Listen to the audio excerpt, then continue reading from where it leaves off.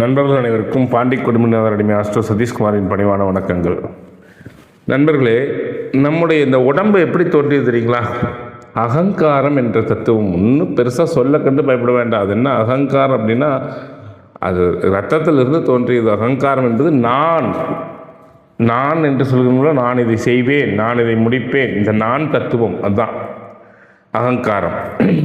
இந்த அகங்காரத்திலிருந்து தோன்றியது. அந்த அகங்காரம் சாத்வீகம், ராஜசம், தாமசம் என்று 3 வகையாக சொல்லப்படுகின்றன. அது என்ன சாத்வீக, ராஜசம், தாமசம்னு முதல்ல சொல்லியிருக்கேன். இதுக்கு முதல் வீடியோவில் சொன்னேன். இந்த தாமச அகங்காரத்தில் தான் நம்ம உடம்பு தோன்றியது. எப்படி சார் அப்படின்னா, தாமச அகங்காரத்தில் நான் சொல்லும்போது என்ன சொன்னேன்? காமம் சொன்னேன்னா, அப்பா அம்மாவனுடைய காமம் தான் இந்த உடம்பு வருவதற்கு காரணம். புரியுதுங்களா?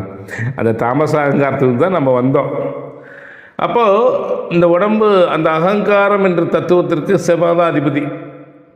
அப்போது தாயினுடைய கருமுட்டை சுரோனிதம் இரத்தம், தந்தையினுடைய சுக்கிலம் என்பது உயிரணு. இந்த உயிரணுவும் அந்த இரத்தமும் கூடி இந்த இரத்த பிண்டம் வளர்ந்தது, அப்படியே கட்டியாக வளர்ந்து அந்த உடம்பு வந்தது. அப்போது அந்த உடம்பு வருவதற்கு காரணம் என்ன? ரத்தம். இந்த ரத்தம் அப்படின்னு சொல்லக்கூடிய நம்ம உடம்புல இருக்கக்கூடிய ரத்தம் அப்படிங்கிறது, இதுக்கு காரணிகள் வெள்ளை அணுக்கள், சிவப்பணுக்கள், பிளாஸ்மா, மஞ்சள் நிற திரவம், இந்த 3 கலந்தது. புரியுதுங்களா? நல்லா பார்த்துக்குங்க. வெள்ளை அணுக்கள், சிவப்பணுக்கள், அடுத்தது மஞ்சள் நிற பிளாஸ்மா, இந்த 3 கலந்தது தான் ரத்தம்.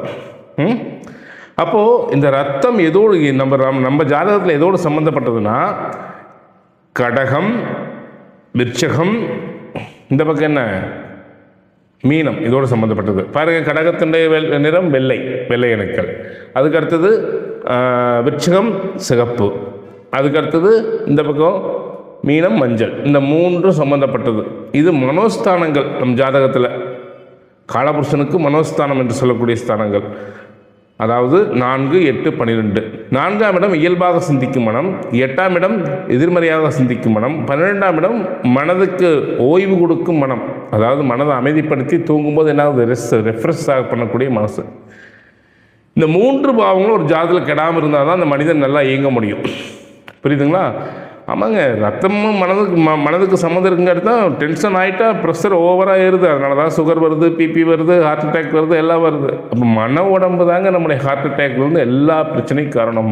மன ரீதியான பிரச்சனைகள் தான். இந்த மனது சரியாக செயல்பட்டதுன்னா சரியாக செயல்படுவான்.